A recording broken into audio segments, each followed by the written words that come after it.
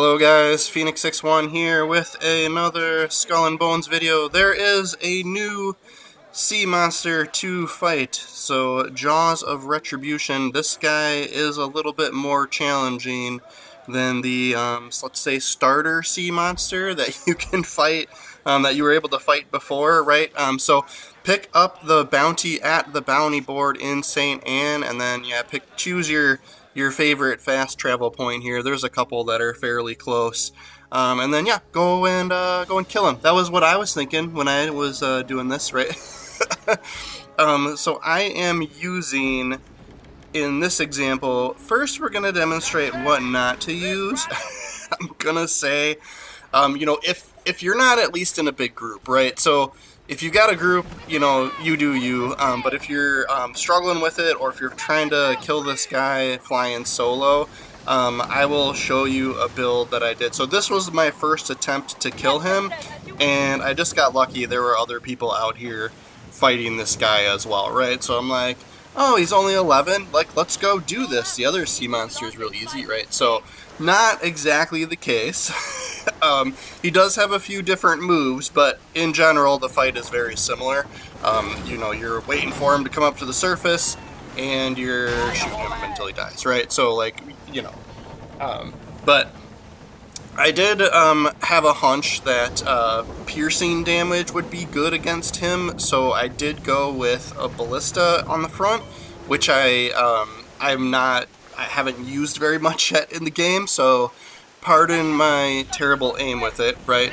And then on the sides and rear, at least with this ship, I did use the basilisk cannons, because they also do some piercing damage as well. So yeah, you can see as I got out here, these couple of guys, or at least this one dude that was out here already working on him, has him down to about a third or a quarter health already. So I was like, oh sweet, easy, this will be an easy kill. But just wait, he decimates NPC ships just in one go, right? Which was kind of how the other guy worked too. And we do decent damage there with our basilisk, our basilisk cannons on the side. As you can see, even with bracing there, he got us down to not very much health, and then he triggers flood, as well as ruins your sails with that move as well. So we are completely immobile right now at this moment. So I am in a panic. But yeah, and of course he's coming for us again. And we've got a little bit of brace strength left. We are in the support ship, right? So we're healing any friendly ships that are near us, as well as ourselves over time. But if I had to fight this guy solo, this would not be the ship to use. So I'll go into, I won't show off the build for this example, because it's not really doing that great, right? But yeah, see, he hits us again, and we almost lost it there again too. So yeah, I'm surprised. Props to this dude who was out here killing him by himself, right? And then I think this other guy is just now showing up behind us too. So yeah. So we'll finish him off here fairly quickly, and then I'll go into the tank build that I chose to actually fight this guy. So, right, this was step one, was go out and see what's what, see what he's like, right? And then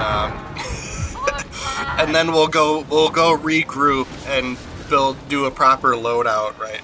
To actually, be a little more serious when we're fighting him, right? But yeah, so there's rogues and DMC out here that constantly get in the way when you're fighting this guy. And yeah, here's my bad aim with the ballista.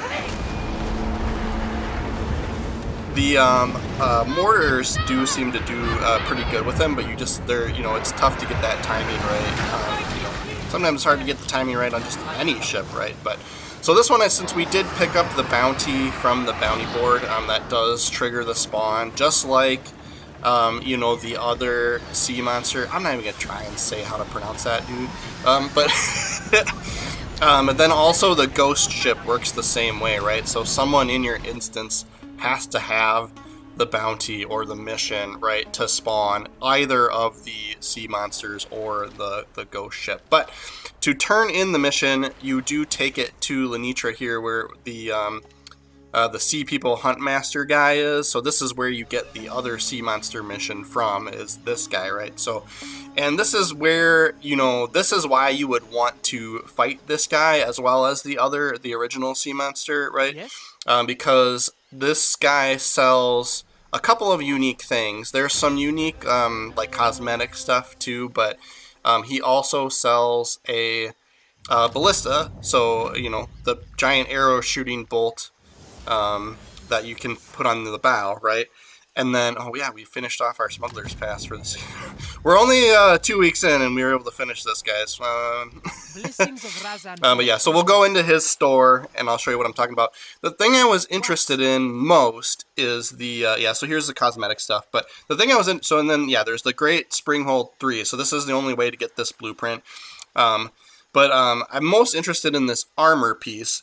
But I did see some other people talking about it, and it seems that the perks on it aren't quite up to, like, they're either glitchy and not working right, or they kind of aren't that great, right? So, but it does, you know, it is a decent piece of armor in general, but what you would be going for is these unique perks down at the bottom.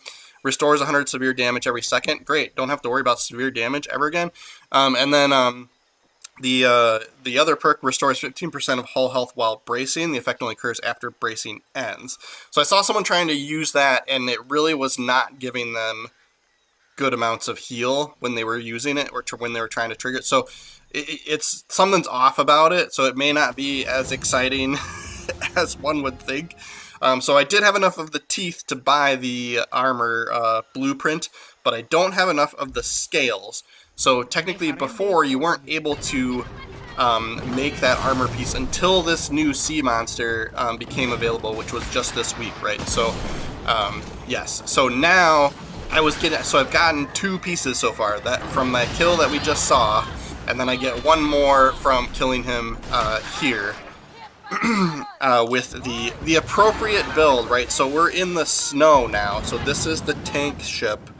And I have a very similar loadout, but you know, we did change a couple of things. So I've got the best ballista that I could get my hands on in the front, right, for the bow, and then I've got the basilisk guns on the sides, and then I do have Skurlock's long 9s in the back. The reason I didn't put basilisks in the back is because this doesn't have any below deck gun ports on the back end, so you might as well use sort of the top deck weapons, because you get a little bit more bang for your buck there with those, right? But yeah, the basilisk on the side, since we'll get 7 shots, and then of course, yeah, our ballista bolts in the front, right? So this thing is doing decent chunks of damage. We're getting about 1,500 with it when it's charged, and then as you can see there, we took a hit while we were braced, and took like almost no damage, right? So the bracing and the extra hull strength or hull armor or hit points that you get with this ship make a huge difference in fighting this guy. So there is someone else here helping out, but as you can see, like, yeah, this is a little bit more manageable or doable if you're on your own. I do think the fight's still going to take a while if you're doing this solo. So you really do need this this tank build, you know, to try and kill this guy on your own. Yeah. So yeah, Skurlock's long 9s have piercing as well, so that's why I chose those. And then yeah, the basilisk cannons, the culverins, have piercing as well. So my hunch is that piercing is the way to go, but if I'm wrong, somebody tell me in the comments, and I'll change it up for my other kills. That'll, you know, help me out a little bit if I'm wrong, but that was kind of my assumption. I did, you know, I was like driving around, and I did hear the first mate, you know, make a comment about there being a monster that only a ballista could, you know, kill, or, you know, something like that. So I was like, I wonder if like that's going to be a thing. But I think it's just piercing is what you want to focus on to do damage. But yeah, like I said, if I'm wrong about that, someone let me know. You guys never fail me when I'm wrong to call me out. And then we'll either do another video or we'll upvote comments, right? If somebody's right about something, right? And then yeah, so we do get a third person to join here.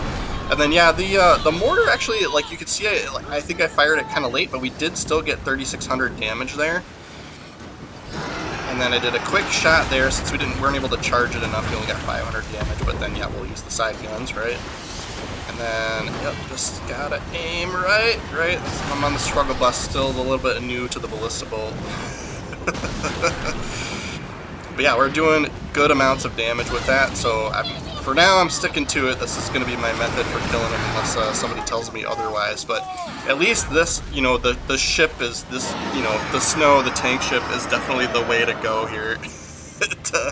If you need because yeah, he just hits so hard. He hits so much harder than the other sea monster, right? So here's our loadout, right? So the Vanguard, the class, snow, medium ship, right? Tank. So the key here is the special perks that come with this. Recovers brace strength by 4% while bracing. Yeah, that's fine. But increases brace strength by 50% and brace strength recovery by 150%. So like that brace comes back way faster and is way stronger than any other ship, right? And hull health, the base that comes out of this is 50,000. I have a furniture piece that gives us that little bit more. But yeah, like the other medium ships are like in the like 35,000 range for hull health, right? So that makes the huge difference there as well. And then yeah, twin winch ballista in the front, and then the Basilisks 3s on the sides, and then Skurlock 9s in the back. The Flu, the bomb, the mortar, right?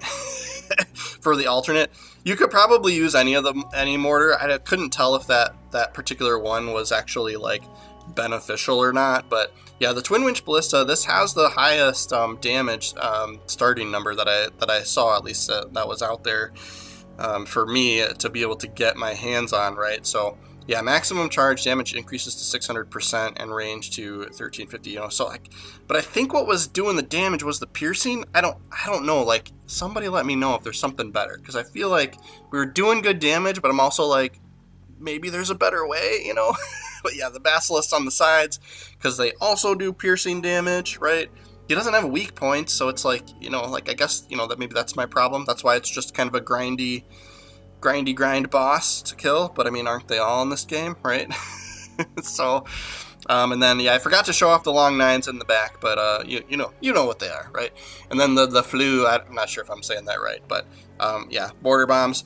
So I don't know if the toxic, the poison damage was doing anything for us there, but so if not, the Leopold 3 might be better or just as good, like who knows, but this is what I chose to do.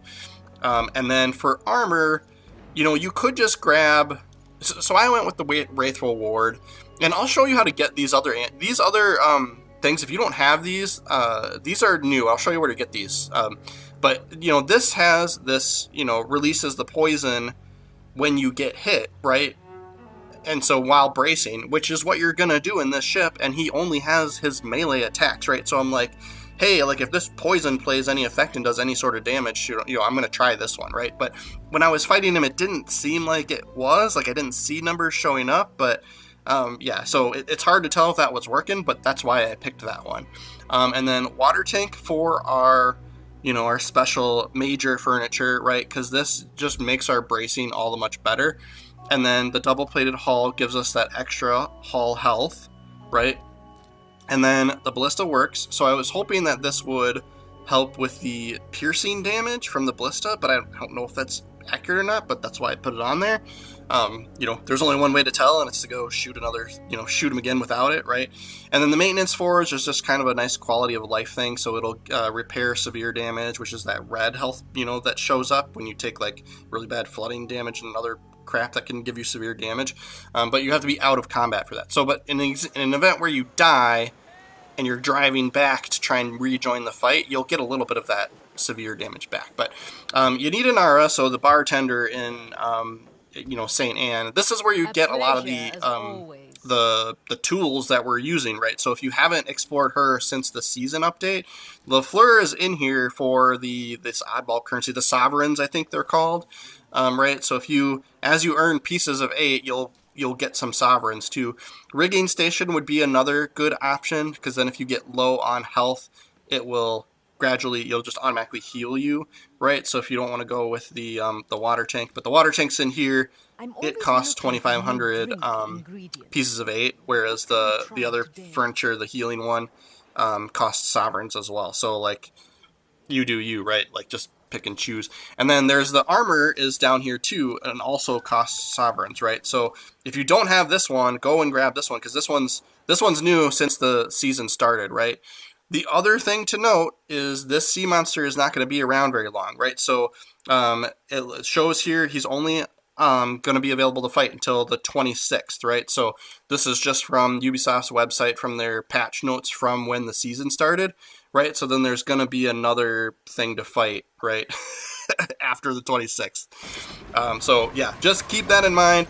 So you at minimum, if you're interested in that armor piece, that's really the only thing, you know, that unique armor piece, you need to get 4 of the scales from this guy, right? So that would be what you would need just if you really wanted it, right? But I don't know, he's a fun fight. I'm planning on doing him at least 2 more times so I can get, because it was only dropping me 1 of his unique scales or whatever every time I killed him. So we'll have to do him at least 1 or 2 more times. Hopefully we get, you know, extra drops, and then yeah.